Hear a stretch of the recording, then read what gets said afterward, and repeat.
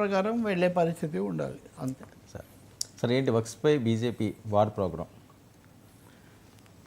అంటే బీజేపీ వాళ్ళు ఒక ప్రోగ్రామ్ వేసుకున్నారు ఏప్రిల్ 20 నుంచి మే 5వ తేదీ వరకు. అంటే వక్ఫ్ మీద కేవలం ఒక చట్టాన్ని ఆమోదించడం మాత్రమే కాదు, నేను చెప్తూనే ఉన్నాను, బీజేపీ యొక్క మత వ్యూహాల్లో ఇది ఒక కీలకమైన అంశం. దేశం ముందు అంటే మైనారిటీల పట్ల బుజ్జగింపు, ముస్లింలు ఇంకా చెప్పాలంటే ముస్లింల తరఫున వ్యతిరేకంగా కేరళలో కొంతమంది క్రిస్టియన్స్ని కూడా కలుపుకుంది బీజేపీ. సో ఇక్కడ మైనార్టీల మీద బుజ్జగింపు అనే దాన్ని ఎక్స్పోజ్ చేయడానికి వక్ఫ్ బిల్లు గొప్ప అవకాశం అని తీసుకున్నారు. అందుకని వాళ్ళు ఒక పెద్ద టీంను ఏర్పాటు చేసి బోల్డ్ మెటీరియల్ తయారు చేసి ఊరూరా మీటింగులు పెడతారట. టౌన్ హాల్స్లో కానీ ఫంక్షన్ హాల్స్లో కానీ పెట్టి వీటన్నిటిని ఎక్స్పోజ్ చేస్తాం, మేము కేసులు కూడా చాలా పెడతాము అని వాళ్ళు చాలా హడావుడి ఈ విషయంలో వాళ్ళు చేస్తున్నారు. అంతేకాకుండా కోర్టులో కూడా సవాల్ చేశారు. కోర్టులో ఇప్పుడు సుప్రీంకోర్టులో ఈ కేసులు 16వ తారీఖు రాబోతున్నాయి. అనేక రాజకీయ పార్టీలు కూడా సవాల్ చేశాయి. మాయావతి కూడా ఇప్పటివరకు దూరంగా ఉన్న బీఎస్పీ నాయకురాలు మాయావతి అంటే సామాజిక కోణం కూడా మనం చూడొచ్చు. ఆమె కూడా ఈ బిల్లు అమలును ఆపేయండి అని ఆమె కూడా కోరారు.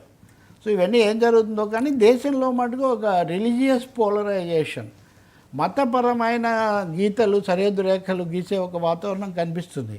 నేను చెప్పడానికి ఇంకొక కారణం ఏంటంటే ఏప్రిల్ 16న సుప్రీంకోర్టు మత మార్పిళ్ల మీద కూడా చర్చ చేయబోతుంది. వరుసగా 3 కేసులు ఉన్నాయి సుప్రీంకోర్టు ముందు. ఓకే, మత మార్పిళ్లకు అనుకూలంగా వ్యతిరేకంగా ఈ 3.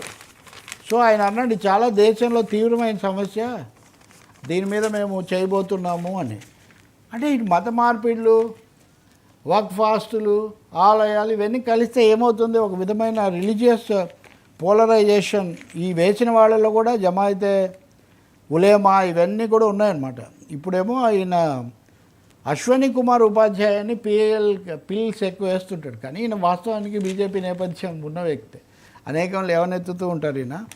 సో ఏమన్నారంటే the court noted that there were అట్లీస్ట్ 5 such pleas before Allahabad High Court, 7 before Madhya Pradesh High Court, 2 each before Gujarat High Court, Jharkhand High Court, 3 before Himachal Pradesh High Court, 1 each before Karnataka and Uttarakhand High Court. ఇన్ని కోర్టుల్లో ఈ మత మార్పిడి చట్టాలకు సంబంధించిన కేసులు ఉన్నాయి. ఈ 2 రకాల కేసులు. ఉదాహరణకు ఉత్తరాఖండ్ లేకపోతే ఇట్లాంటి చోట్ల వాళ్ళు శాసనాలు చేశారు మత మార్పిడిని అడ్డుకోవడానికి. మధ్యప్రదేశ్ వాటిని సవాల్ చేసిన కేసులు కాదు, ఈ మత మార్పిడులు ఎక్కువైపోతున్నాయి వీటిని అడ్డుకోవాలని వీళ్ళు చేసిన కేసులు. మొత్తం మీద వర్మ ఇవన్నీ బ్రాడ్గా సనాతన, వక్ఫ్ ఈ కేటగిరీలోకి వచ్చే కేసులు, వివాదాలు, రాజకీయ వివాదాలు, వీటన్నిటి మధ్య ఒక తీవ్రమైన న్యాయ పోరాటము, రాజకీయ సమరం కూడా చేయడానికి రాజకీయ పక్షాలు సిద్ధమవుతున్నట్టుగా ఉన్నాయి. ముఖ్యంగా బీజేపీ ఒకవైపు, బీజేపీ ఏతర లేదా బీజేపీ వ్యతిరేక, బీజేపీతో ఉన్న పార్టీలు ఎలాగూ చేయలేవు కానీ బీజేపీ ఏతర పార్టీలు. అదే నిన్న మనం అనుకున్నాం కదా, చంద్రబాబు నాయుడు వక్ఫ్ బోర్డులో నాన్ ముస్లిమ్స్ని తీసుకోవాలని ఉన్నా తీసుకోకండి అని కొంచెం అలా ఒక పెద్దరికంగా చెప్పాడని, అది కూడా వీళ్ళు తీర్ణించుకోలేరు. బీజేపీ వాళ్ళు, సంఘ పరివారాలు, మీరు తీసుకోకపోతే మరి మేము చేసి లాభం ఏంటి అని వాళ్ళు చిందులు తొక్కుతున్నారు. సుప్రీంకోర్టు తీసుకునే వైఖరి మీద ఆధారపడి ఉంటుంది. రెండవది, సుప్రీంకోర్టు వేగంగా వెనువెంటనే తీసుకోలేదు సుమోటోగా, ఇది ముఖ్యమైన సంకేతం. వాళ్ళు తక్షణ ప్రాధాన్యత ఉంది దీన్ని మేము చర్చించాలనుకోకుండా డ్యూ కోర్స్లోనే వాళ్ళు తీసుకుంటున్నారు. మరి తీసుకున్న తర్వాత దీన్ని నిలుపుదే చేయాలి మా తీర్పు వరకు అని సుప్రీంకోర్టు చెప్తుందా? చెప్పదా? అవును. ఆ వక్ఫ్ చట్టం ప్రాథమిక రాజ్యాంగ హక్కులను ఉల్లంఘిస్తుందని సుప్రీంకోర్టు భావిస్తే తప్పకుండా చెప్తుంది, లేకపోతే చెప్పదు. సో ఏప్రిల్ 16 ఆ విధంగా కీలకమవుతుంది.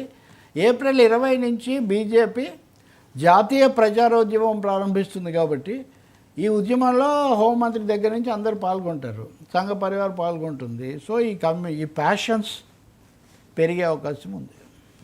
సరే, ట్రంప్ రహస్యం